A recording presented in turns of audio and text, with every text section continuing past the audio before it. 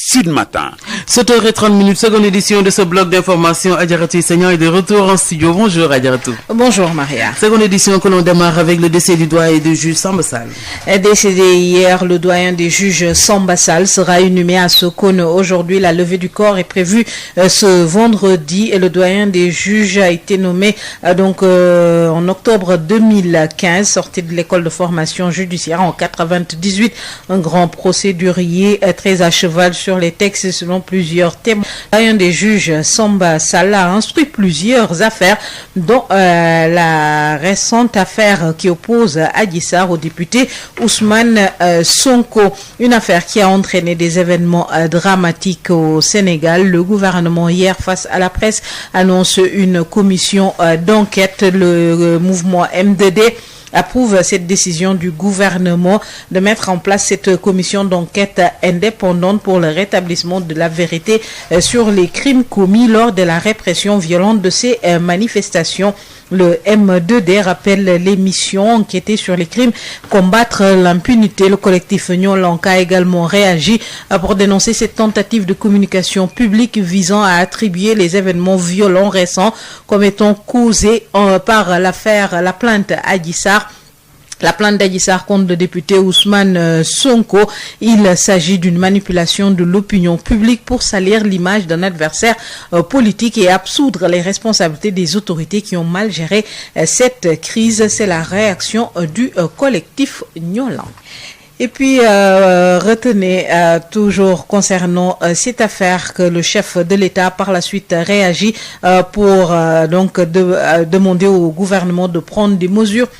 pour notamment faire face au chômage des jeunes. L'une des questions qui est largement revenue après ces événements dramatiques. Le chef de l'État va d'ailleurs présider un conseil présidentiel sur l'emploi des jeunes. Ce sera ce mois d'avril. Les organisations de jeunes du département de Pikine ont organisé un forum pour recueillir toutes les préoccupations des jeunes dans cette localité. Ahmed Gueye, le président du conseil départemental de la jeunesse de Pikine, avec El Hadj Moussa Thiam. Véritablement recueillir toutes les préoccupations des Pikinois, notamment des jeunes, pour ensuite formuler des réponses adéquates. Depuis 2000, des initiatives ont été prises. Malgré toutes ces initiatives-là, les jeunes sont aujourd'hui confrontés à beaucoup de difficultés liées à l'emploi et à l'insertion. En marge de ce CDD-là, parce que c'était une rencontre très, très importante pour la jeunesse de Pikine, nous avions formulé deux propositions fermes. Il s'agissait d'abord de mettre en place un office départemental pour l'emploi des jeunes de Pikine, avec une approche communautaire en responsabilisant les acteurs communautaires, au premier rang desquels se trouvent donc les jeunes. Et à côté de cela, donc, de mettre en place un programme d'urgence qui va prendre en charge tout ce qui est promotion de l'entrepreneuriat des jeunes et de l'emploi des jeunes, mais également de financement et d'accompagnement des jeunes. Et enfin, donc, d'avoir un dispositif de suivi, mais aussi de pérennisation de ces actions-là. Parce que je pense qu'à Pikine aussi, nous avons des collectivités territoriales qui vont quand même contribuer dans cette dynamique-là, mais également le secteur privé qui est là, la lutte donc contre le chômage des jeunes. Je pense que ce qui est important, c'est le contenu donc de ce dispositif qui est demandé, l'Office départemental pour l'emploi des jeunes. C'est la formule qui est proposée, mais à côté, l'État avec ses services techniques vont accompagner donc cette dynamique-là. Et le président a parlé de guichet unique. Ça, c'est une vieille doléance qu'on avait. Donc, tous les représentants donc de ces structures de l'État-là vont être dans cet office-là qui vont accompagner les jeunes qui vont eux-mêmes mettre en œuvre donc les initiatives. Et je pense que lors du CDD, cela a été en tout cas mis sur la table. Les propos recueillis par El Hadj Moussa Thiam. Parlons à présent de l'approvisionnement du marché local en oignons. L'interprofession de la filière oignons du Sénégal a décidé de suspendre dès ce lundi et pour une semaine l'approvisionnement du marché national afin de permettre aux commerçants d'épuiser leur stock. Selon l'APS, les acteurs vont arrêter la distribution à l'intérieur du pays à partir de dimanche minuit, mais l'approvisionnement va se poursuivre dans la sous-région. La surabondance a entraîné une chute du kilogramme de l'oignon jusqu'à 125 francs CFA. Se désole l'interprofession qui annonce une rencontre avec le ministère du Commerce et l'Agence de régulation des marchés. Le ministère du Commerce qui donne des assurances, pas de pénurie en denrées alimentaires en perspective du mois de Ramadan. Le ministre du Commerce a rencontré les différents acteurs pour faire le point à Damandion. Le marché sera bien approvisionné en toutes sortes de denrées de première nécessité pendant tout le mois de Ramadan, rassure Madame la ministre du Commerce, Aminata Assom Diatta. Le marché sera très bien approvisionné en denrées de première nécessité et les prix seront stables, Inch'Allah. Mieux, le contrôle de la qualité des produits alimentaires sera renforcé par les services du ministère pour le respect strict des prix homologués. Oui, ils ont soulevé certains soucis auxquels ils sont confrontés, mais avec l'appui des services techniques, ces problèmes ont trouvé des solutions. Les encourageons toujours à saisir les services techniques s'ils sont confrontés à la moindre difficulté afin que nous puissions les aider à apporter des réponses adéquates. Des mesures seront également prises pour résoudre le problème de stockage et de conservation des produits qui pourrissent entre les mains des producteurs, ajoute Assom Diatta. Collaborer avec le ministère dans la mise en place des infrastructures de stockage, notamment les chambres froides. Nous savons qu'aujourd'hui, il y a une forte production de produits maraîchers et que malheureusement, ces produits maraîchers ont du mal à être bien conservés, de telle sorte que finalement, nous avons une autosuffisance théorique, alors que nous pouvions, grâce à la production nationale, satisfaire les besoins de la population durant toute une année. Le ministère du Commerce sensibilise les consommateurs à éviter les produits exposés dans les voies publiques et aux commerçants de ne pas profiter du Ramadan pour écouler des denrées nocives à la consommation. Puis parlons de l'approvisionnement correct en eau potable. Bientôt la fin du calvaire des populations de Yen, Toubab Dialaw, Popenguine et Kenyabur. Après les constructions d'un forage et d'un château d'eau à Popenguine, la SONES a prévu un autre transfert d'eau à partir d'un forage réalisé à Kenyabur, localité qui dépend de Popenguine. Les précisions avec Denisia Sambo. Yen et Toubab Dialaw font partie des zones les plus déficitaires de la région de Dakar en matière d'approvisionnement en eau potable. Charles Fall, directeur général de la SONES. Yen Kaw, Yen Guej, mais également de Toubab Dialaw. Qui connaît ces localités? Rien que le nom Yen Kaw veut dire une localité, une commune en hauteur. Et Yen également a pour particularité d'être alimenté à partir du lac de Guerre, à partir d'un raccordement à Bargny. Et avec la très forte urbanisation du département de Rufisque, Yen s'est retrouvé en bout de réseau, ce qui a justifié les difficultés dans son alimentation. L'objectif de ce projet d'urgence d'alimentation en eau potable de la localité de Toubab Dialaw, apporter une réponse au déficit en eau de ces populations. L'État, à travers le ministère de l'eau et de l'assainissement, a réalisé dans le cadre du programme Pointe confié à la CENO un surpresseur pour booster Guéjalo, pour permettre d'abord immédiatement à ces localités ou aux quartiers qui sont aux alentours de ce surpresseur de bénéficier d'un confort. C'est ce que les populations ont témoigné ce matin. Mais nous avons voulu aller beaucoup plus loin à travers d'autres solutions qui sont structurantes. Ce qui a justifié la conception par nos services techniques de la SONES d'un projet structurant. À partir du forage de Toubab Dialaw, qui a un débit d'exploitation de 200 000 litres d'eau par heure, nous avons créé une conduite de transfert qui amène l'eau jusqu'au niveau de Popenguine. À travers les réservoirs, cette eau également va jusqu'à Toubab Dialaw. Et de Toubab Dialaw, nous avons également une station ainsi qu'un autre réservoir de 500 000 litres d'eau pour naturellement permettre d'alimenter toutes les localités de Yen et de Toubab Dialaw. Des eaux qui seront mises en service au mois de mai pour ceux de Popenguine et au plus tard au mois de juillet pour les infrastructures de Yen et Toubab Dialaw. Toubab Dialaw, Denisia Sambo pour Sud FM. Lutte contre les violences basées sur le genre et les disparités sociales à l'origine des abandons scolaires. 45 acteurs de la région de Sédhiou et de Kolda à l'école du programme d'appui au système éducatif de base, fruit de la coopération entre le Sénégal et l'Italie. Les précisions avec Moussa Dramé. Ils sont 45 participants constitués d'inspecteurs de l'éducation, des formateurs du Centre de formation des personnels de l'éducation CRPE et des responsables des bureaux genre des régions de Sédhiou et Kolda bénéficiaires d'une session de renforcement de capacité. Les modules portent sur la réduction des disparités et la prise en charge de la dimension genre, notamment la lutte contre les violences dans le cadre de la mise en œuvre du programme d'appui au système éducatif de base PASEP. Ali Badian, le coordonnateur de ce projet, explique. Pouvoir aussi à leur tour former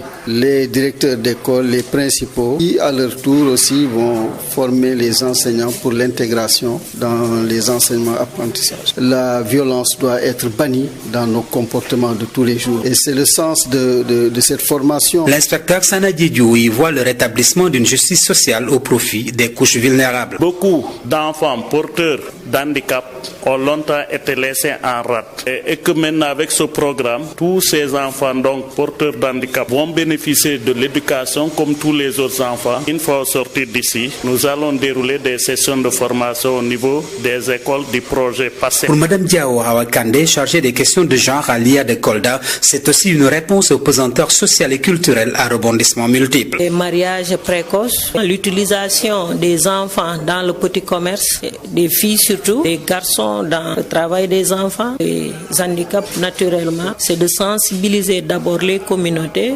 conscientiser. L'inspecteur d'académie de Sédhiou, Papa Gourguinia, y était représenté par son secrétaire général Lamine Silla, qui a souligné tout l'intérêt et l'opportunité de cette session. Sur le terrain, l'idéal de ce projet est très attendu, à savoir corriger les disparités sociales par l'égalité des chances, l'équité et le droit à une éducation de qualité pour tous. Moussa Dramé, Sédhiou, Sud FM. Merci beaucoup Moussa Dramé, fin de cette partie de la seconde édition, Maria. Merci beaucoup à vous, Adjaratou Issegnan, édition que l'on va compléter avec le contradictoire.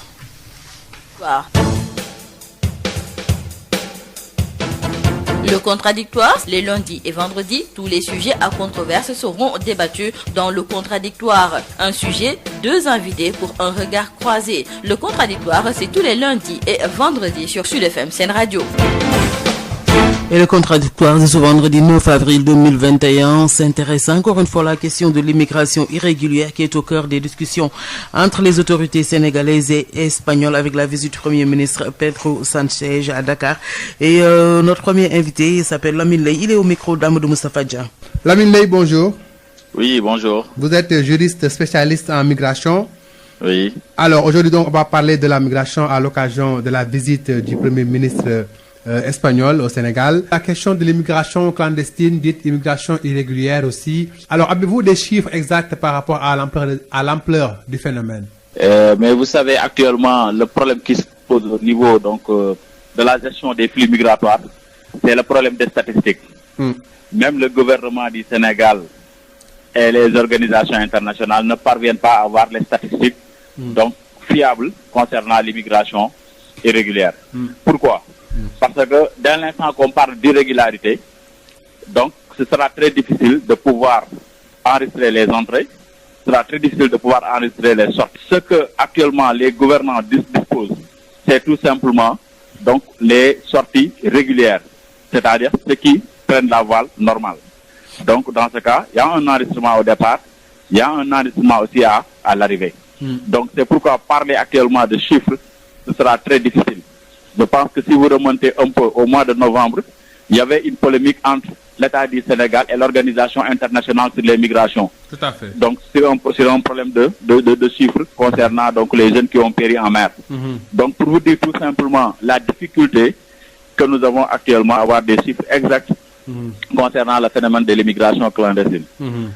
Donc aujourd'hui, on nous annonce donc, la venue du Premier ministre espagnol, M. Pedro Sanchez. Je pense que c'est une opportunité pour l'État du Sénégal de revoir encore donc, les accords qu'il a signés dans le temps donc, avec le gouvernement espagnol. Donc le Sénégal et l'Espagne donc, sont deux pays qui travaillent quasiment sur la migration. Si vous remontez un peu, quand le phénomène Barça donc, avait pris de l'ampleur en 2005, 2006, 2007, donc les jeunes sénégalais partaient de Dakar vers les côtes espagnoles. Il y a un appui financier que le gouvernement espagnol avait fait donc pour à l'endroit du gouvernement sénégalais qui s'élève à un montant de 35 millions d'euros. Donc ce montant avait servi à financer le plan REVA. Bon, mais malheureusement, donc ce plan a eu un échec, patent. Donc il n'y a pas eu d'évaluation par rapport à ça. Il y avait aussi un recrutement, c'est-à-dire finalement le gouvernement donc donner des quotas aux jeunes Sénégalais qui désiraient venir travailler là-bas, des contrats de 2 ans. On avait convoyé aussi des jeunes, plus de 2000 jeunes, avec des femmes. Mais jusqu'à présent aussi, on ne sait pas exactement donc la situation de ces jeunes-là qui donc étaient partis en Espagne. On nous parle de 400 jeunes qui sont péris en mer. Je pense que cela, parfois, ça résulte du fait qu'on n'a pas une bonne politique migratoire pour pouvoir échanger entre États et pouvoir échanger entre certaines organisations internationales, donc pour avoir des chiffres exacts. Parce que c'est ça la coopération internationale. C'est ça aussi la coopération bilatérale, c'est là aussi la coopération régionale. Donc, faire le tout pour pouvoir échanger des données, afin que chacun puisse jouer son rôle et avoir aussi les chiffres fiables pour pouvoir dire que voilà, c'est ça exactement donc le problème de la migration. Quel type de relation et d'accord avoir avec un pays comme l'Espagne, quand on sait qu'actuellement la question du rapatriement de plusieurs candidats à l'immigration irrégulière est soulevée? Oui, je pense que le premier point qu'on soulève actuellement, c'est le rapatriement de quelques Sénégalais. On nous parle parfois de 400 Sénégalais qui sont actuellement au niveau des îles Canaries. Ouais, mais ça reste à vérifier. Mais je pense qu'actuellement, ce que nous devons faire, travailler de concert avec l'État espagnol, puisqu'il y a des quotas d'immigration. Puisqu'il y a des quotas d'immigration que le gouvernement espagnol dédié au gouvernement sénégalais, de revoir les jeunes actuellement, de voir les jeunes qui sont actuellement au niveau des îles Canaries, de les identifier par compétences. C'est-à-dire revoir est-ce que ces jeunes-là, il y a des compétences à revaloriser. Ce sont des jeunes qui n'ont pas de compétences, qui méritent donc d'être financés, donc on les reporte. C'est-à-dire qu'on fait le travail d'abord à l'avant. C'est-à-dire au niveau des îles Canaries, qu'on identifie les personnes qui sont là-bas, afin de pouvoir les financer ou de les former. Je pense que le rapatriement, c'est pas une chose qui n'est pas bien, mais il faut organiser ça d'une manière humanitaire. C'est-à-dire en respectant la dignité de l'être humain et aussi respecter aussi un suivi. Parce qu'on voit qu'en 2007, donc les migrants qui étaient venus ici, une fois à l'aéroport, on les a jetés comme ça, on les a donné chacun 10 000 francs ou 5 000 francs pour le transport. Et derrière, il n'y a pas de suivi. Mais ici, il faut faire le diagnostic au départ et suivre le processus normalement jusqu'à l'arrivée. Et suivre le processus, c'est-à-dire qu'une fois à Dakar, que les jeunes puissent être encadrés, puissent être soutenus. Puisque présentement, on a lancé donc cette année comme une année pour l'emploi dédié à la jeunesse, avec les 350 milliards que le président donc a mis sur la table pour financer les jeunes et leur formation. Je pense que ce sera l'occasion de demander un appui encore au gouvernement espagnol, puisque le mobile premier de l'être humain qui quitte son pays pour aller dans un autre pays, c'est aller chercher des conditions de travail meilleures. Donc, profiter de cette occasion, donc pour leur demander beaucoup d'appui, beaucoup de soutien, et aussi de pouvoir orienter ça d'une manière opportune, parce qu'on voit qu'il y a beaucoup de milliards qui sont injectés dans le domaine de la migration, mais malheureusement, jusqu'à présent, on n'a pas fait l'évaluation donc de ces montants-là. Il urge maintenant de faire l'évaluation de ces montants qui sont entrés au Sénégal. Merci beaucoup, Amadou Moustapha. C'est donc notre premier invité dans ce contradictoire. Il s'appelle Lamine Leye. Et pour le second, l'absence de politique de migration est la principale faille de la coopération entre le Sénégal et les pays européens. Il souligne que les rapatriements annoncés sont une atteinte à la dignité humaine des migrants et que Horizon Sans Frontières dénonce cette pratique. Notre second invité avec Amadou Moustapha Dieng, il s'agit de Boubacar Seye, président de Horizon Sans Frontières. Boubacar Seye, bonjour. Vous êtes le président de l'organisation Horizon Sans Frontières. Alors aujourd'hui, le Premier ministre espagnol est dans nos murs. Il est question de parler de l'immigration clandestine, irrégulière, mais aussi du rapatriement annoncé de certains Sénégalais. Face à une absence de politique migratoire très claire, qu'est-ce que cela vous inspire? Effectivement, nous l'avions toujours dit, le Sénégal n'a jamais eu de politique migratoire capable de prendre en charge les questions liées à la mobilité. Parce qu'aujourd'hui, nous sommes dans un contexte mondial de mobilité croissante des populations. Mais ces questions liées à la mobilité de cette jeunesse aujourd'hui en quête d'un avenir digne, mais ces questions n'ont jamais été abordées parce qu'on n'a jamais eu de politique migratoire au Sénégal. Et c'est là où, effectivement, il faut changer de donne. Il faut aussi que les autorités tendent du choix tant du côté européen que du côté européen du moins que du côté sénégalais, que ces autorités se remettent en question. Parce qu'effectivement, que l'Espagne rapatrie des Sénégalais, mais nous sommes foncièrement contre. Nous regrettons même aujourd'hui une Europe qui glisse vers l'extrême droite. Je rappelle que Pedro Sánchez est socialiste. Nous, ce qu'on attendait aujourd'hui de Pedro Sánchez, c'est qu'il fasse avancer la réflexion sur ce que devrait être la prise en charge des flux migratoires dans un monde mondialisé. Aujourd'hui, nous, on aurait souhaité que Pedro Sánchez aille vers des réformes sur le droit d'asile. Et c'est là où il faut faire avancer la réflexion. Il faut lutter contre le paradoxe libéral, c'est-à-dire tout ce qui est bon économiquement est jugé dangereux politiquement pour des raisons sécuritaires. Aujourd'hui, la mobilité est soumise à des questions de restriction pour des raisons sécuritaires. Et c'est là où on attendait, nous, le Premier ministre espagnol, et non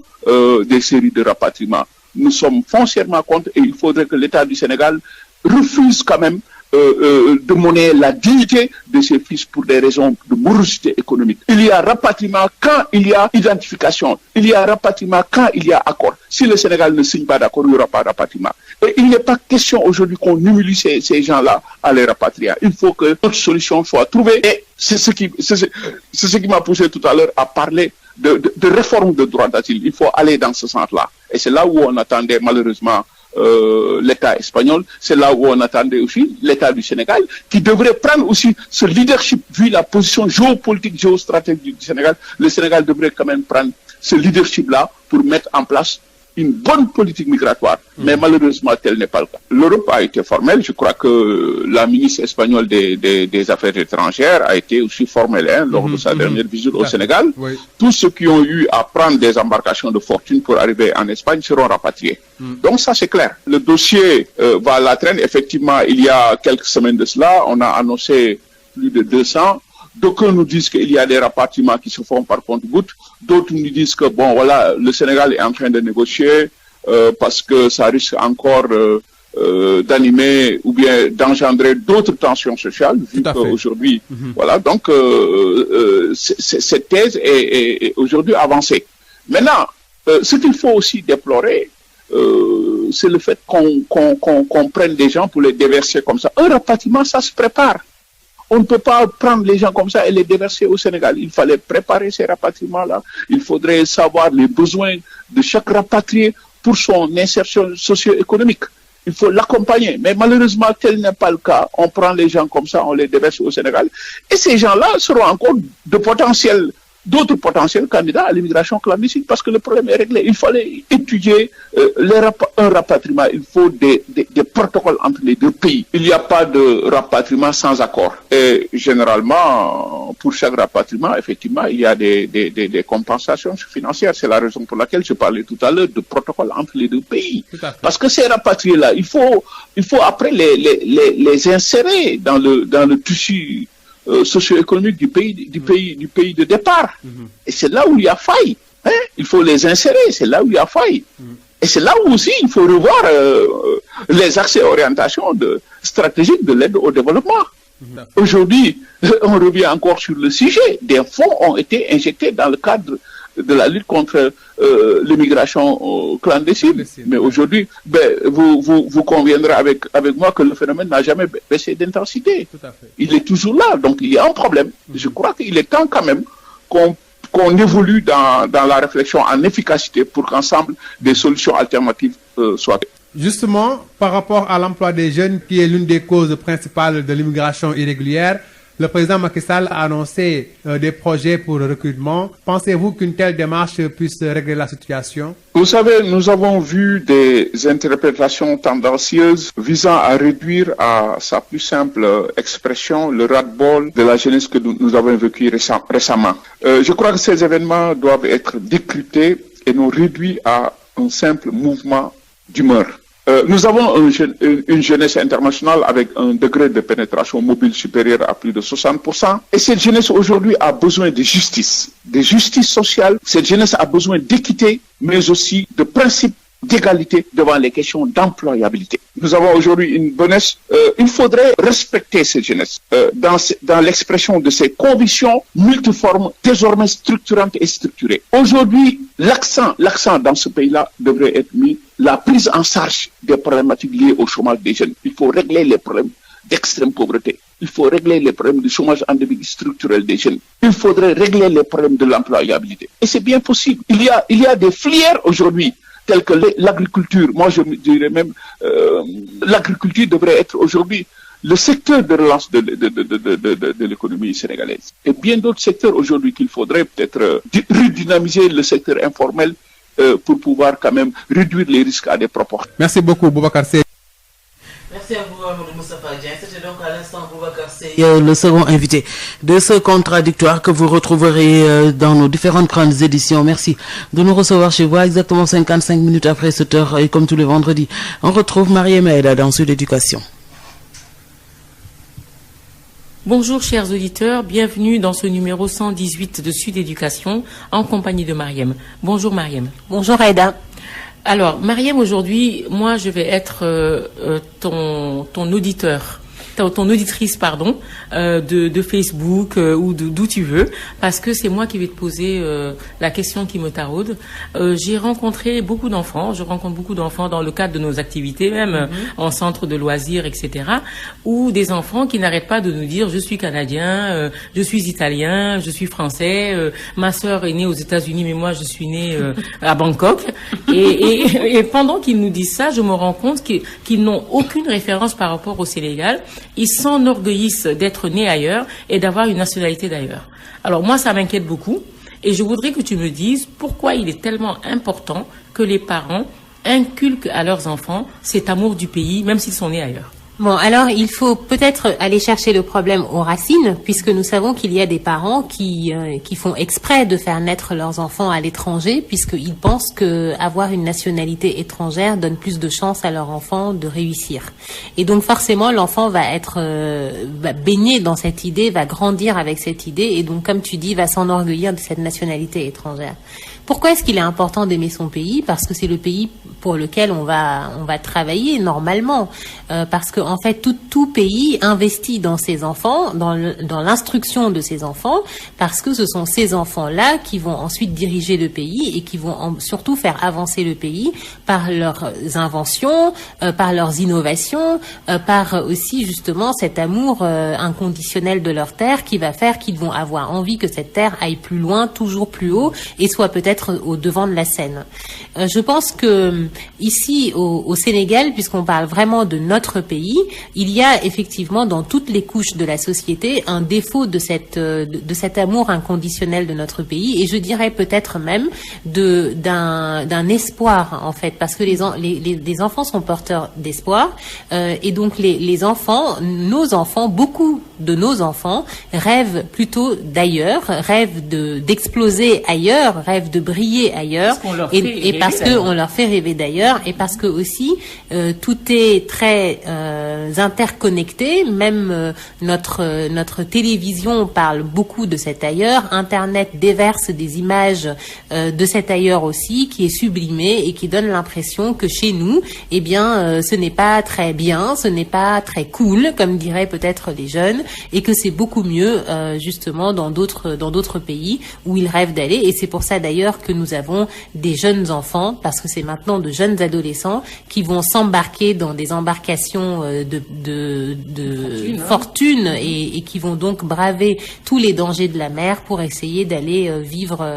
ailleurs. Et charge à nous parents d'essayer, en tout cas avec toutes nos forces, de redonner à nos enfants l'amour de leur pays, pour que même s'ils rêvent d'ailleurs, parce que tous les jeunes du monde entier rêvent d'ailleurs et c'est quelque chose de sain, eh bien qu'ils sachent et que ce soit fiché dans leur cœur en tout cas que leur vie doit être faite ici, et que leur force productive doit appartenir à leur pays. Alors maintenant, moi, tu sais que c'est un sujet qui me fend vraiment le cœur, qui me tient à cœur. Comment le faire? Comment en fait leur inculquer cet amour du pays? Déjà, je pense qu'il faut déjà que les parents l'aient et que les parents soient convaincus déjà. Mais comment le faire et en convaincre les jeunes que même s'ils devaient partir, il faudrait qu'ils reviennent, qu'ils sont en fait eux les acteurs de leur nation et qu'on devrait nous songer à être l'ailleurs super cool des autres. Oui, tout à fait. Bon, je crois que le Sénégal est déjà l'ailleurs assez cool d'autres pays, mais il faut continuer de cultiver ça. Je pense aussi que ce que les parents doivent construire au départ avec leurs enfants, c'est simplement déjà de leur faire découvrir leur pays, parce que très souvent les enfants ne connaissent pas leur pays et ils ne savent pas ce que nous avons créé. Ils connaissent mal notre histoire aussi. Ils connaissent mal même notre géographie. Ils ne savent pas les merveilles que des gens viennent regarder en ayant parcouru des milliers de kilomètres. Partout dans le monde, j'ai très souvent entendu les gens s'émerveiller sur, par exemple, les très beaux paysages de la Casamance. Et beaucoup d'enfants à travers le pays n'ont jamais vu la Casamance, n'y ont jamais mis les pieds, n'ont jamais vu les très belles chutes d'eau du Sénégal, les très belles réserves d'animaux. Tout ça, en fait, contribue à donner donc l'amour de son pays. Quand je prends l'exemple des Américains, par exemple, ils voyagent assez peu dans le monde parce qu'en réalité, ils vont très souvent visiter leur propre pays et donc ils vont privilégier cela et c'est ça qui va leur inculquer l'amour du pays. Et donc, je crois que pour cette première émission et pour ce premier conseil que je peux donner, ce serait déjà de faire découvrir le pays. Moi, je n'ai rien contre aller visiter le Canada, les États-Unis ou Dubaï, mais je crois que quand même, quand on a des vacances avec les enfants, il faut privilégier d'aller visiter, pourquoi pas les îles du Saloum, pourquoi pas Saint-Louis, pourquoi pas d'autres villes qui sont très très belles au Sénégal, qui sont chargées d'histoire aussi. Et ça, c'est déjà une première étape vers construire l'amour de sa terre. Et en parlant des Américains, Mariam, tu sais qu'on les allaite en leur disant que c'est la plus grande nation du monde, qu'ils sont les premiers du monde, qu'ils sont supérieurs à tout le monde. Et ils y croient et ils se lèvent et ils construisent leur pays. Donc ce n'est qu'une première émission. Je pense qu'on aura l'occasion de continuer là-dessus. Je vous remercie, chers auditeurs, et à très bientôt. Merci, Aïda. Au revoir. Canal Plus mu ngi leen di ñaanal bëccëgu jàmm.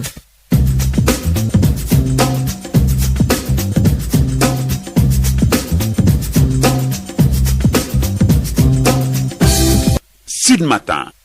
Sud Matin juróom-ñetti waxtu jot ba teg li nga xam ne moo di ñaari simili salaamaaleykum Hadj Maodo Faye. aleykum salaam soxna Mara. ñaareelu bàcc xibaar ci yaatal ñu tàmbali ko ba tey ak génnum àdduna ko nga xam ne moo di doyen des juges Samba Sall. kay faatu na moom Samba Sall démb gannaaw ba nga xamee ne nekkoon na koo xam ne kii ku ràññeeku woon la ci ab liggéeyam ci wàllu maanaam atte wax nañu nag ci octobre 2015 lañ ko sampoon mu nekkoon doyen des juges fii ni toll nii ba suñ joon yàlla tey ji nekkoon nag itam ku def formation ci wàllu yoon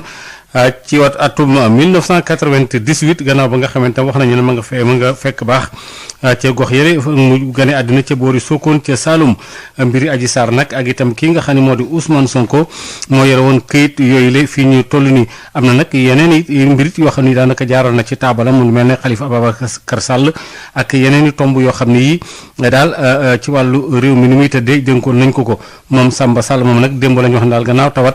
tawatoon nañ ne ñu daal di faatoo ñu koy ñaanal yàlla mu xare ko àjjana li aju yi tamit ci ñoo lànk ñoom gannaaw ba nga xamee ne gouvernement bi ñoom seen bopp itam ñu ngi doon janloog taskatu xabaar yi wax ne daal itam daañu wut enquête mbootaay goo xam ne gi mooy lu njutoo ko càmbar yi fi amoon ci manifester bi fukki nit ak lu toppandi ñàkk ci seen bakkan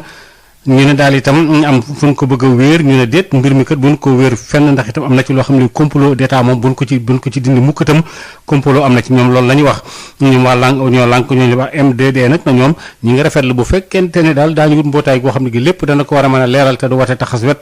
ci loolu tam ñu daal di koy bàyyi xel lu jiit sax li ñu duppee conseil présidentiel bu jëm ci wàllu liggéey emploi ndaw ñi am lu ñu mën a xëy ñu mën a tàbbal seen yoxo am na ci ndaw ñoo xam ne ca département bu Pikine ñu ngi doon amal benn forum bu mag jëmale ko nag ci li nga xam ne moo di seen i mbir ak daal nañ ci war a mën a tam ñoom itam ñu dem ci wàllu nawetaan yeeg ay seeg yu demee noonu li bëgg daal itam ñëpp rek tabbal ci seen yoxo ñu bàyyi ci xel waxtaane ko itam ca Pikine Amadou Boy Sy moo di président bu ODCAV bu Pikine am na ay kàddu yu mu ci rotal ñu déglu ko. solo tey bi wax dëgg yàlla mooy jéem a jooyanti politique emploi bi nga xam ne ñëpp nangu nañ ni doxul dafa sooxe ci mim réew particulièrement nag ci département Pikine ndax kuy wax ay jafe-jafe ci réew mi mënoo cee génnee Pikine ndax li ëpp ci nit ñi fii la ñu yeewoo buñ fi xët fii la ñu yëngoo wala buñ fi jógee dañuy dem Dakar di yëngu ji ñu jàpp ni ñun ñoo ëpp ay jafe-jafe ñu jàpp ne ñun suñuy jafe-jafe ñun waa Pikine dafa wuteeg jafe-jafe yi par exemple waa Linguère wala waa Casamance wala waa Fouta ñu jàpp ni ndaw yi ñuy nekkal dañ leen war a woo ñoom seen bopp ñu ñëw waxal seen i jafe-jafe nas ko ci ay ay këyit boole mën koo jébbal autorités yi nga xam ne ñoom ci ñoom lañ yaakaar saafara ci jafe-jafe yi nga xam ne moom la ñuy dund ñun ñu jàpp ni dafa war a am une discrimination assez positive boo xam ne day concerner département Pikine dañu bëgg mu am kuréel gu nga xam ni day nekk fii ci Pikine nga xam ni ku jóge yëmbal lu mu seer boo passé ñaar fukk mën faa yegg boo fa yeggee li nga soxla lépp kenn du la ni maanaam fii la ñuy xoolee sa projet ki koy financé ma nga Tamba wala ki koy financé ma nga Dakar ki koy xool ak ki koy financé ki lay accompagner kii def suivi bi lépp daje loolu it wax dëgg yàlla yamuñu waxuñu rek état bi na ko def dañu wax ni état bi su ko defee na ko teg ci loxoy waa Pikine na ko teg ci ndawu Pikine ñu yoral ko seen bopp di saytu état bi li nga xam ne moom la ñuy xaar ci moom mooy muy def contrôle bi en amont di def suivi bi ni doxalin beeg liggéey beeg li mu laat jàpp nañ ni Pikine am na ay capacité ak ay compétences yu mat sëkk yu ko mën a yore yu nga xam ne du laaj waaw xam nga yi fi jotoon jaar bu dee jaar na fi doxul du tee ñu am yeneen i pexe comme jaar na fi doxul la ñu xam ne moom moo taxoon ba loolu doxul ñun dina nekk ci ñun baromètre ba nga xam ne dootuñu ci def jéem a indi ay pexe yu bees yu nga xam ne dañ ko teg ba bii yoon luñ fi teg rek mu mën a dox nekk njariñal ODG lañ ko tuddee ko ay proposition la rek office départemental pour l'emploi des jeunes lépp loo xam ni saafara la pour saafara xëyu ndaw yi wax dëgg yàlla ñu ngi koy laaj mais li nga xam ni moo fi ne te teew fi loolu nañ ko delloo waa Pikine comme ni ko président waxee léegi muy marché bi muy seeraas muy arène bii ñu nekk muy foofu ci arène boobu ñu nekk foofu la ci Pikine lu mu ci mën doolal ñu delloo ko ndaw ñi ci wàllu soble si ñi nga xam ne ñoo ciy daan seen doole fii ci biir Sénégal dañu jël dogaloon daal dañ ko taxawalandi luy tolloog fekk altine lu tolloog ay bisu yàlla su ko defee itam ñu nekk ci marché national bi fi mu toll ci biir réew mi mën a daal di mën a jaay seenum njaay itam mu daal di jeex tàkk na stock yi bu ko defee ñu mën koo jaay loolu la wax ci waa APS gannaaw ba nga xam ne ki leen jiite sax moo ko fësal di Mamadou Ba laaju yi tamit ci wàllu marché bi ak ministre bi ñu dénk wàllu njënd meek njaay mi xamale na daal ci koor gi fii nu toll nii kii di Aminata Assome Diatta ne daal maanaam lépp lu ñu ci mën a doon daañu fexe daal ba contrôler ko te it lépp dana doy itam ci wàllu njëg yi Adama Ndione marché bi dina fees dell ak lépp lu ñuy jëfandikoo ci wàllu ñam ci weeru koor gi ministre bi ñu dénk wàllu njënd meek njaay mi di Aminata Assome Diatta di ci dalal xel yi. waaw koor gi moom incha allah marché bi dinañ ko approvisionné bu baax a baax te incha allah prix dinañ nekk foo xamante ne lu nit mën nangu la. itam dinañu contrôler lépp luy produit bu ñuy jëfandikoo ndax mucc na ayib jaare ko ci service yi nekk ca ministère ba ngir ñu mën gën a sàmmonte ak njëg yu ñu tëral ci marché bi. waxtaan ak commerçant yi ak consommateurs yi ci lépp li nga xamante ne soxla nañ ko ci ndundun askan bi ndax xam nañ ni weeru koor li ñuy consommer dafay bare. aussi waxtaan ak commerçant yi wax leen ni dañu war a gën a ñaax suñu bopp ñoom nit ñu ñaax seeni membre ñu fexe ba prix yi ñu respecté ko ndax nag gis nañ ni pandémie bi sonal na bu baax population bi donc mënuñoo nangu ñu profité encore ci ramadan bi pour que mu am hausse des prix. yeneen matuwaay itam dinañ ko daal di jël ngir jafe-jafe yi aju ci dajale produit yooyu wala di leen denc lu yàgg man jàppandal ndax yu ci bari dafay yàqu ci loxoy producteurs yi la Aminata Assome Diatta daal di wax. jafe-jafe yi ñu wax notamment pour jot ci seen yenn commandes yi waaye gis nañ ni saa yu ñu jànkoontelee yooyu jafe-jafe rek bu ñu saisiré suñu service technique yi réponse yi ñu ci war a indi nañ leen ko indil donc di leen di rassurer nañ ni tamit ni am nañu intérêt ci wàllum infrastructure de stockage ndax tey jii gis nañ ni producteurs yi li ñuy am ci surtout ci wàllum maraîchage li ñuy am ci produit dafay bare. mën nañu dundal sax 1 an waaye jafe-jafe stockage bi moo tax ba du ñu mën a couvrir loolu non seulement dafay nekk perte post récolte waaye tamit daf ñuy lor ci wàllum koom donc nee nañu bëgg nañu taxaw ak ministère bi ñu liggéey ci wàllum infrastructure yooyu. ministère bi ñu dénk wàllu commerce di ñaax way jëfandiku yi ñu moytandiku produit yu ñuy jaay ci mbedd mi waaye itam ñii di commerçant yi ñu bañ profiter rek ci koor gi jaay ay ñam yu mën indi loraange askan wi. ci loolu sax i tamit marché bi waa ASCOSEN la daal ñoom ñi nga xam ne ñooy aar waaye jëfandikoo yi daal ak lu ci mën a am njëg yi moom itam war nañ ko bàyyi xel bu baax a baax léegi rek ñi nga xam ne ñoo nekkoon ci ay jafe-jafe fu mel ne Popenguine Toubab Jalaaw yéen ak Faydioudipe Kenya Bour nga xam ne daal ab satuloo yi ñu fa amaloon ci 2016 nag am na ci yoo xam ne SONES bëgg na koo yokk daal ba ndox mi gën a tar lool gën faa bari lool itam Denisia Sambou. Yéen ak Toubab Dialaw bokk ci gox yi dee faral di gën a ñàkk ndox ci région wu Dakar. Charles Fall directeur général bu SONES. ku xam Yène xam ni daanaka ci département Tëngéej la bokk. Yène usine Kër Momar Sarr moo koy may ndox ñu koy jëlee fële ci benn piquage bu nekk côté ginnaaw Bargny wante département wu Tëngéej mu ngi màggaay boo xam ni mën nañu wax la Yène dafa laxatu léegi nekk bout de réseau ci caatu réseau bi loolu moo gën a indi jafe-jafe ndox yi nga xam ni ñu ngi koy dund fii ci Yène mu fekk tamit ni Yène dafa kawe bañ nañ ko ba fële fi nga xam ne mooy capitalu Yène muy Yène géej ak bi ko toftal Yène kaw tur bi rek wane na ni te kawe na lool kawe na kon pour ndox mi mën a dem ci kër yi il faut mu am pression bu bari. loolee sax moom moo waral projet wu urgence fexe nag xool nu ñuy def ba may ndox gu sell te doy askan nga yeewoo ca Toubab Dialaw ak Yène. foofu zone yooyu ay ñeenti waxtu lañ daan am ndox ci bis bi loolu lañu seen o jottali loolu nag ñu ni il faut ñu aussi pexe moo tax daaw gouvernement bi samp fa ay surpresseur fële sa Yène kaw loolu moo waral tey seen jot ci ndox gën a yomb sax ñu ni tamit gu ñu yam foofu ndaxte Toubab Dialaw tamit jege na Yène mais Toubab Dialaw kawe na daa wante suuf si am na ndox wante ndox bi dafa am weñ daawati géej sax état bi def na fa forage ndaxte gulet sax Toubab Dialaw gon am forage ndaxte am na benn école bu nekk foofu benn école artistique daanaka fa la nit ñi doon rootee ndox ci benn teen ñu def fa forage ndox mi awoon na xonq tuuti wante moo tane woon nen gouvernement bi tamit yokkaat ñu sasaat ñu ni gañ ñuy tabaxaat fële ci Kignambour ay forage yu bees benn forage boo xam ne ndox mi tamit qualité la ñu ni pour ñu transféré ko ba Toubab Dialaw mu yokkaale doole ndox mi fële ci Yène ak benn station tamit de pompage yóbbu ndox mi ci population yu Toubab Dialaw yi Ndayane ak Yène. jumtuwaay yoo xam ne du yàgg dara dinañu tàmbali yu Popenguine ñu leen di xaar ci weeru mai yu Toubab Dialaw ak Yène gën a yéex ci weeru Silet. Toubab Dialaw Denisia Sambou pour Sud FM. Denisia Sambou ñu ngi lay jaajëfal bu baax a baax xeex bi ñuy xeex wàllu fitna violence jëmale ko ci wàllu xeetu jigéen ñeeg yu demee noonu ak itam wutante ci wàllu askan wi bàyyi ñenn ñi xale yu jigéen ñi daanaka ñu teel a bàyyi école ak yooyu la ñeent fukki doomu aadama ak juróom yoo xam ne taxaw nañ ci diwaanu Sédhiou ak Kolda ngir loolu tam ci li ñu duppee PASEP ngir mu mën a nekk lu ñu xeex daal mbaa ñu taxaw ci ba mu wàññeeku bokk Moussa Dramé. ci lim toll nañ ci ñeenti fukk ak juróom ñoo xam ne ñoom ñoo bokk ci lël boobu la ñu nemmeeku ci teewaay ay l'inspecteur de l'éducation waaye it ñoo xam ne ñoom ñooy tàggat jàngalekat yi di CRPE ak tamit ñoo xam ne ñoo ngànk bureau genre ci ay diwaanu Sédhiou ak it Kolda naka noonu it luñ ci gën a jublu moo na rek fexe ba gën leen dooleel ci lépp loo xam ne si dafa jëmee ci wàllu taxawaayu xale yi rawat na ñoo xam ne ñoo ànd ak laago wala yenn xeetu jafe-jafe yi mu bokk ci programme bi la ñu duppee programme d'appui au système éducatif de base ñu gën xam ci PASEP dañ ci teewlu leeral kii di Ali Badiane ak njiitum projet boobu la fexe ba nga xam ni di xonte dootul am ci école ñu fexe ba képp koo xam ni kii rek da nga soxla jàng fexe ba nga mën a accéder ci école dootul bàyyi nit parce que jigéen la wala góor la mu bañ a egg école wala dafa ñàkk wala dafa am laago ay métital di basé wu ci xëy na góor nga wala jigéen nga. naka noonu it Sana Diédhiou nekk l'inspecteur nee na it wàllu yemale moom lañ ci gën a fësal root na ñoo xam ne ñoo di neew ji doole. ay xale ñoo xamante ne ci seen waajur xëy na amuñu moyen wala dañoo am ay laago bu leen tere dem école bu ñu fi jógee dañuy dem ci école yi donc ñu tàggat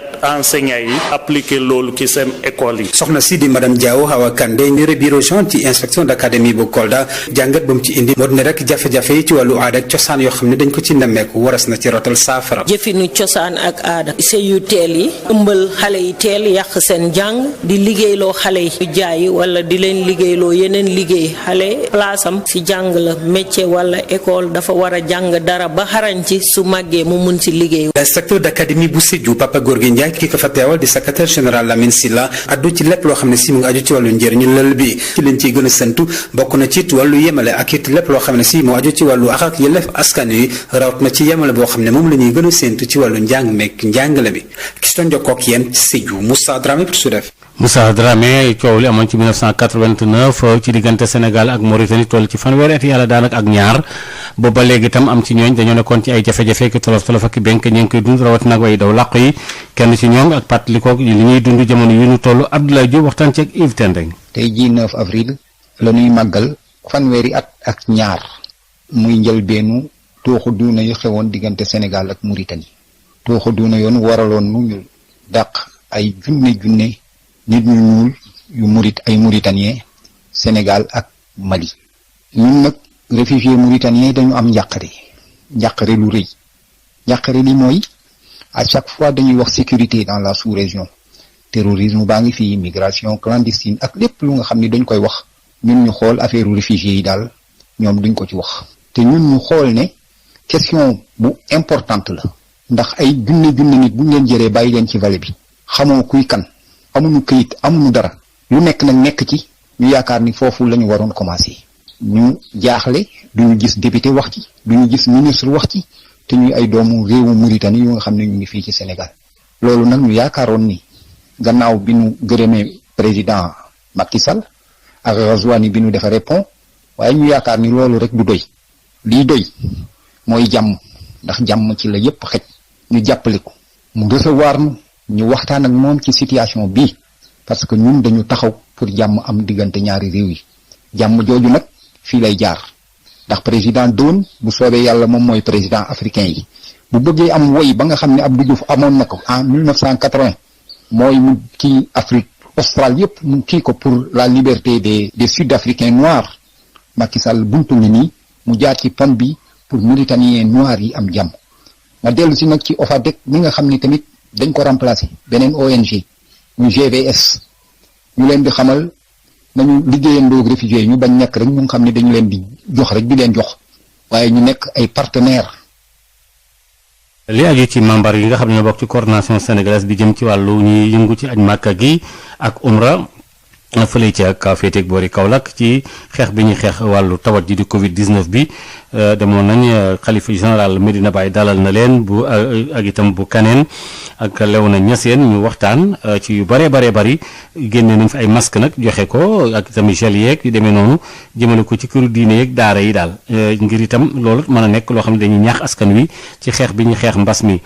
Abdoulaye Gaye mu yore seen communication bu COSAPO waxtaan ak Mamadou Camara. COSAPO mooy coordination sénégalaise des acteurs du pèlerinage et de la Oumra ki ko jiite mooy Alhaji Idrissa Gaye ñëw fii ci Kaolack ànd ak le vice président Mouhamadou Mansour Mbaye waaye ànd it ak ñi nga xamante ni ñu ngi yëpp nag le trésorier gi nañ ko sànq muy imam Mohsin ak ki yor commission religieuse ak ñi yor organisation ñoom ñëw nañu ànd ak ñun fii ci Kaolack waa tànk ñu booloo mii di dégg nga ci ay acteurs u pèlerinage ak Oumra lañu kon li ñu yëngatu mooy aj bu ñu ñëwee Kaolack nag dañ fi fekkin macha allah suñu njaatige di al imam Ahmad Mouhamadul Amin Kane xam ko bu baax muy doomu dëkk bi di yëngutu ci wàllu ak fii sensibiliser leen ci ñu fexe rek ba bàyyi xel ci feebar bi xam nga feebar bu ñu demee ba mu tukkal àdduna ndax yemul Sénégal rek àdduna yépp la nekk kenn ku ne da ngay xeex pour mu deñ te ni ñu koy waxee ñun li ñu gëm ne mooy xeex feebar bi mënul weesu ñeent yi mooy di saraxe di tuub di jéggalu borom bi waaye nag di wax ak kër docteur ñi nga xamante ni comme nii ñu leen ko waxee ñoo fi ne ñu gën a gëmloo nit ñi ni dañu war a taxaw wax dëgg yàlla fii de war nañ ñu ci firnde bu rëy macha allah fii ci Léona Kaneen ni ñoom de pare nañu pour jàppale nit ñi ci feebar bi jóge fi ñu ne nañ ko def wax ak nit ñi dem ci daara yi yóbbu fa ay masque yóbbu fa ay gel pour sensibiliser leen buñ joxee kàddu kër docteur ñu wax loo xamante ni ñun suñu xam-xam yeggu ci ba nit ñi xam ni feebar baa ngi fi te dañu war a xeex ak moom jële ko fi xeex nag nu ne manees nag koo xeex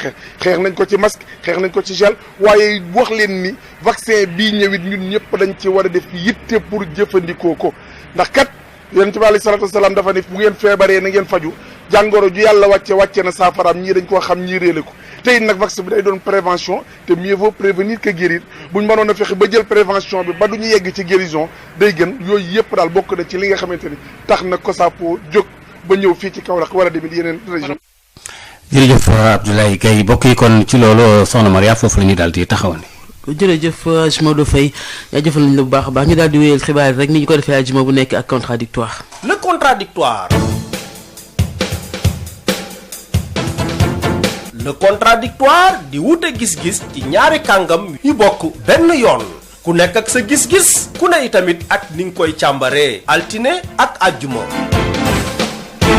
contradictoire bu tey aljuma juróom-ñeenti fan ci weeru avril 2021 dellu si waat ci li nga xam ne rek moo di li ñuy wax immigration irrégulière maanaam ñiy dem ci dëkkub jàmbur te amuñuy kayit mu mel ne nag dafa nekk ci waxtaan bu jëm ci wàllu ñi nga xam ne ñooy autorité sénégalaise yi maanaam ñi ñu jiite ak ñi nga xam ne rek mooy réewum Espagne ndax seen premier ministre mu ngi fii ci Ndakaaru ñëwoon seet si maanaam seet si ñu fii ci Ndakaaru mu di Pedro Sánchez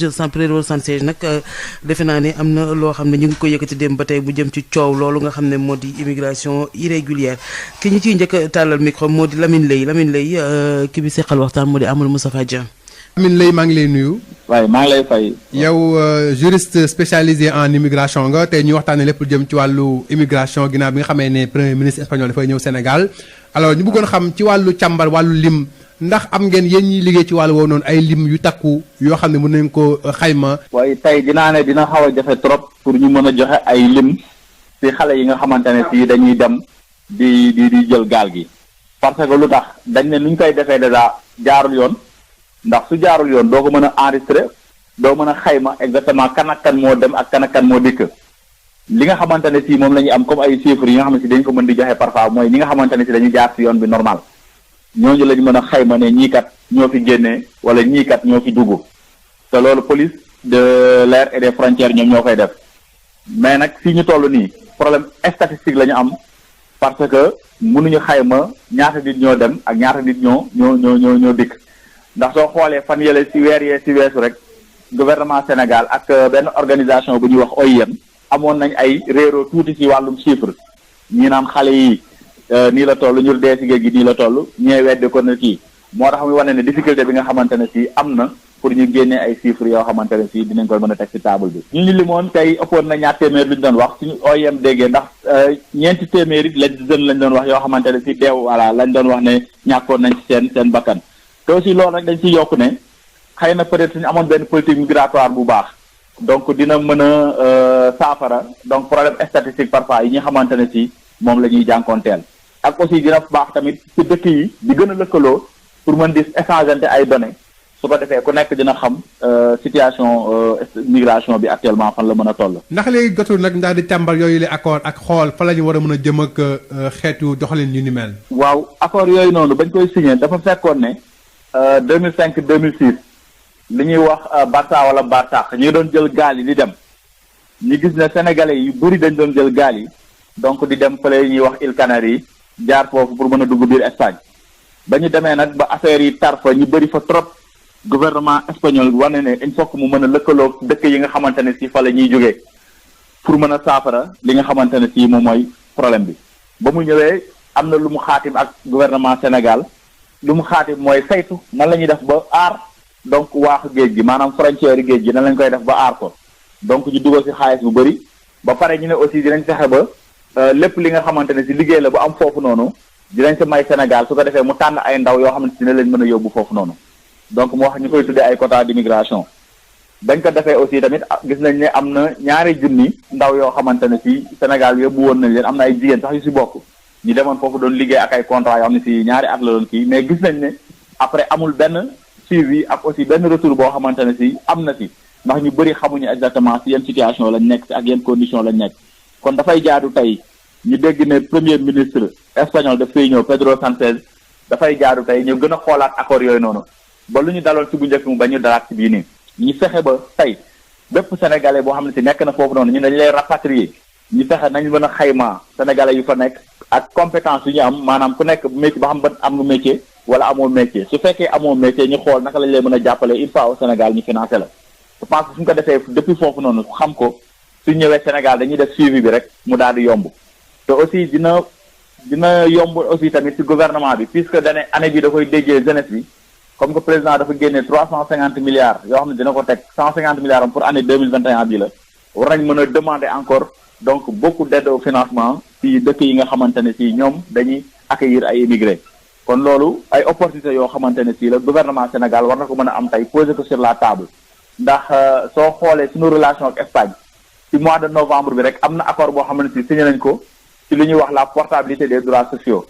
maanaam soo liggéeyee foofu noonu ba retraité mën nga ñëw Sénégal soo ñëwee Sénégal di nga mën a continuer di fayeeku say retraite dañ la ko viral fii nii loolu kon ay avancées yu baax la yoo xamante ne si ànd na ànd sa Espagne ak Sénégal donc te aussi sénégalais yi nekk Espagne dañu bëri trop bëri nañ ñu ngi koy xayma si ay plus de 73 000 sénégalais yoo xam si nekk nañ fa d'une façon régulière quoi. merci beaucoup. merci. mu nekkoon suñu gan mu njëkk ñu ngi koy wax Lamine Leye moom nag ki ko tàllal micro mu di Amadou Moustapha Dieng moom i la ñuy desandi ci contradictoire bi la yoon mu seq waxtaan ak ki nga xam ne moo di Boubacar Seye di président bu Horizon Sans Frontières. Boubacar Seye maa ngi lay nuyu. maa ngi lay fay. yow yaa jiite Horizon Sans Frontières tey ñuy waxtaanee lépp lu jëm ci wàllu immigration clandestine li nag sabab mbir mi mooy di tukki nemmeeku bi nga xam ne premier ministre espagnol Pedro Sánchez mi ngi ko amal fii ki réewu Sénégal ñu bëggoon xam boobule xeetu immigration ndax saytu nañ ko ndax am na ay kuréel wala bokk waxtaan bu ko tënk jëm ci wàllu politique diggante Sénégal ak réew yu mel ni Espagne ak la lañu mën a xaar ci boobule politique jamono jile. waaw xam nga tey moom mën naa wax ni sax au menu ci discussion yi par rapport à cette visite là question bi nga xam ni tey moom la ñëpp di posé wu moom mooy le retour l'expulsion des Sénégalais yi nga xam ni ñoom ñoo nekk en Espagne te amuñu këyit boo xoolee question boobu mooy dellusiwaat te li ko fi indi tamit ci la bokk am na ñu wax ni sax am na ay pression yoo xam ni moom mu ngi koy jot pour Sénégal jël ay matuwaay pour ñëw jël si ay doomam parce que ñoom loolu waxoon nañ ko fi je rappelle que ni weer yi passé ministre bi ci boppam moo fi ñëwoon wax ni am na ay accord la ministre espagnole des affaires étrangères mais boobu ba léegi les choses vont à la traîne am na ñu wax ni sax vu les tensions gis nga fan yële passé ñu ngi annoncé woon ni dina am quelques ñu ñuy rapatrier mais vu tension yi amoon Sénégal pour ñu bañ mu gën a ñu ngi négocier pour ñu xaar te ñoom li ñu waxoon lu leer la dinañu delloo si képp koo xam ni gaal nga jëloon pour dugg Espagne l'Europe est formelle maintenant ñun suñu position nag du ci mujj a changé parce que ñun d'accord ñu rapatriement parce que rapatriement violation droit humain la rapatriement toroxal doomu aadama la bu ko sàkkuwul te tey kenn warul toroxal doomu aadama parce que ci contexte bi ñu nekk la tey ñëppay tukki loolu moo tax dëkk bu mel ni Sénégal war na mën a xoolaat parce que fu rapatriement am rek am na protocole d'accord parce que boo deful protocole d'accord kenn du rapatrier say doom loolu moo tax dafa nekk loo xam ne lu ñu war a xoolaat la parce que doo xëy rek yéen ay nit rek dugal leen ci ay avion rek déverser leen rapatriement dañ koy préparer rapatriement dafay am un protocole d'accord entre les deux États rapatriement dafa laaj nga déglu les besoins de chaque immigré bu ñuy rapatrier pour xam moom lan mooy soxlaam pour nga mën ko réinsérer dans son pays d'origine donc dafa nekk phénomène boo xam ni c'est dafa nekk doo xam du fo parce que doomu aadama kenn du fowee dundam maintenant puisque duñ ko préparer looloo tax ñi ñuy rapatrier yëpp boo xoolee suñ ñëwaatee dañuy delluwaat parce que amul préparation ça a été une précipitation et loolu nag c'est la faute du pays d'origine parce que tubaab bi bu ñuy rapatrier soo xoolee sax dafay ànd ak ndàmpaay parce que dañuy bëgg xale yooyu du ñuy ñëwaat dafa am lu ñu ciy boole pour ñu mën leen insérer dans le tissu social et économique de leur pays mais généralement foofu la faay bi amee léegi nag lu ci pexe jëm ci wàllu politique migratoire bi ngir mën a téye ay doomam fii ci réew mi. waaw mais xam nga Sénégal musta am politique migratoire ñun loolu yàgg nañ ko wax parce que politique migratoire mooy nga jël en charge les problématiques yi nga xam ne tey c'est lié à la mobilité de cette jeunesse bi nga xam ne tey ñoom ñëpp ils sont amuñu espoir ils sont à la quête d'un avenir digne ba mu jaral leen ñu jël ay gaal. ñaata mooy xayma yi ngeen nga def jëm ci wàllu yooyu lay lim. gis nga 2020 bii ñu génn nii wax nañ ne y a plus de 2300 yu topp ay doomu africains yu ñàkk seen bakkan ci géej gi te dama la wax ni en termes de valeur absolue kenn mënul quantifier parce que ce n'est que des approximations lépp lu ñu la wax rek am na lu ko ëpp xam nga loolu jéggi na doy donc le Sénégal tegul politique migratoire boo xam ni dafay jéem a fexe ba nu ngi saafara loolu tegul politique migratoire buy mën a établir les zones de vulnérabilité pour mën a déglu jeunesse bi pour xam lan mooy seen soxla pour mën a réduire les risques à des proportions tolérables gis nga tey événement yi amoon Sénégal fan yi passé am ñuy def des interprétations tendancieuses je crois que loolu war na mën a permettre tey ñu gën a mën a dégluwaat cette jeunesse là bi nga xam ni tey boo xoolee dafa soxla justice sociale dafa soxla équité dafa soxla égalité dans les questions d'employabilité parce que nag boo xoolee tey nous avons une jeunesse internationale avec un degré de pénétration mobile boo xam ni dépassé na lay plus de 60%. loolu moo tax exigence yi am il faut que ensemble ñu mën a teg des solutions alternatives pour xale yi ñu xam ni kat avenir dëkk bi fii la mais loolu moo amul loolu moo indi faay yi loolu moo indi gisoo ñun sax ci loolu la ñu téye woon xaalis bi ñuy dugal ci réew mi dans le cadre de la lutte contre l'immigration clandestine est-ce que fa mu war a dugg na ko parce que su fa duggoon situation bu demee nii et les enjeux sont là les enjeux sont sécuritaires gis nga tey li am Sénégal c'est une véritable explosion sociale te jeexagul xale yi dañuy jóg dem taxaw ni il faut ñu déglu leen yii nag li koy indi mooy ñàkk politique d'emploi ñàkk politique de jeunesse pour mën a régler les problèmes liés à la mobilité parce que ci contexte boobu la ñu nekk. TG xam nga tey Espagne mu ngi rapatrier mais ñun du loolu la ñu xaaroon ci Espagne parce que malheureusement lan moo am tey une Europe qui glisse vers l'extrême droite je rappelle que Pedro Sánchez socialiste la tey jii bu ñu demee ba dëkku socialiste boo xam ni président bi socialiste la di rapatrier il y a un problème war nañu mën a xeex ce qu'on appelle le paradoxe libéral mooy lépp loo xam ni dafa baax pour des raisons économiques ñu ne pour des raisons sécuritaires baaxul donc tey c'est la mobilité moom moo nekk en danger pour des raisons sécuritaires. Merci beaucoup. jërëjëf mu nekkoon Boubacar Seye président bu Horizon Sans Frontières contradictoire a nekkoon noonu di ngeen ko amaat incha allah ci yeneenu pàcc xibaar yi ci yaatal ci Sud FM seen rajo 98.5 ñu daal di rek àndandoog Josette Kali ci li nga xam ne moo di info santé. Yotox anti-moustique mooy aar mag ak ndaw ci bépp matu yoo am na booy piis ci rido yére ak moustiquaire ak booy diw ci yaram. Val d'Afrique moo leen di may seen journal de la santé.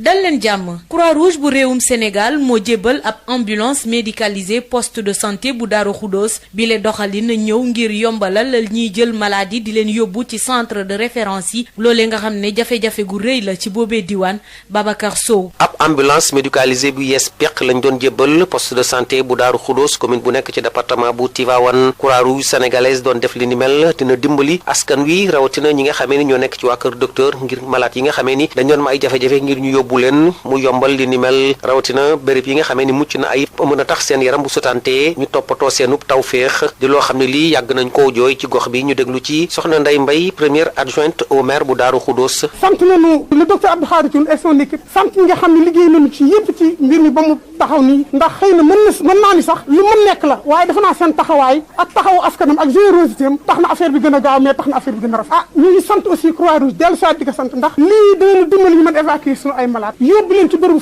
fajukaay yi gën a kaay di wax ni ñu ngi sant Croix-Rouge Sénégal ci geste bi mu def muy geste bu rëy nag parce que xam na ni commune Darou Khoudoss commune bu rëy la boo xoolee ñun suñu poste de santé fa mu nekk dafa sori ak centre de référence kon ñu ngi sant ñëpp di gërëm ñëpp di ñaanal Croix-Rouge nag lu mën ren bu déwénee yàlla na mën lu ko raw vraiment di leen ñaanal yi ñëpp di rafetlu nag teewaay bi di leen ci sant aussi di leen gërëm dip ambulance boo xam ni yemb na lool suñu sukkandikoo ci waa mairie bi di rafet bu baax taxawaay waa kër docteur jëwriñ ñi rawatina ñi toppatoo wàllum santé ci gox bi ñoom ñooñu nga xam ne leen dong moo leen itteel wérgum yaramu askan wi Ndeye Mbaye première adjointe au maire bu Daaru Xudoos lañ ciy déglu. kon geste bi lu ngandale ci ñun ci commune bu Daaru Xudoos lu ngandale ci population Daaru Xudoos mais ba ma santé Croix-Rouge aussi maa ngi beral cant le docteur muy ko modeste di nit ku humble koo xam ne dafa ne woon bu ñu ko sant bu ñu ko tudd fii man ko nag boo dee suñu doom ñu bokk dëkk ak yow ngay liggéeyal sa askan la nga waatoon kat respecté ka buñ taxaw ci sa biir mbokk yi ngay liggéeyal daan kaw mënuñu ko bañ sax. jaajëfal naa leen ci déglu bi jaajëfal it Babacar Sow dig daje ci beneen numéro info santé.